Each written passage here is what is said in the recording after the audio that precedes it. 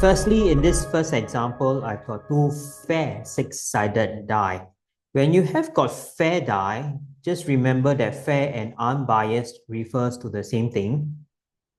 And there's a difference. I'm going to show you two questions. First one, we do unbiased first. Then X is defined here to be the smaller of the two scores if they are different numbers, but the common value if they are the same. Can we try to construct this table first? And this table that I'm looking at is actually trying to list all possible outcomes. Usually when we have two objects being thrown, I will suggest that we draw out this table first of all the outcomes.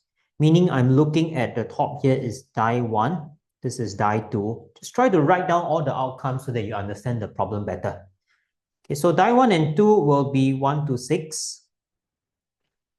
Okay, so both, let's fill in 1 to 6 first.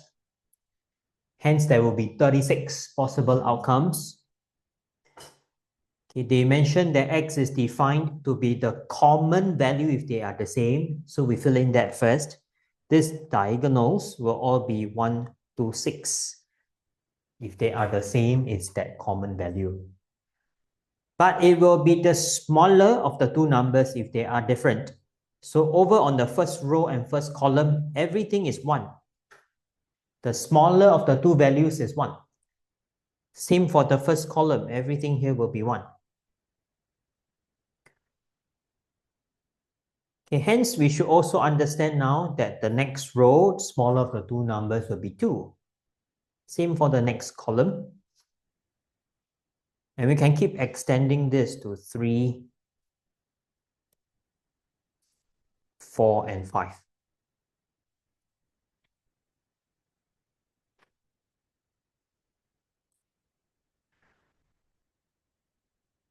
Okay, so what do they want us to find? They want you to find what is probability X is 2, followed by a distribution.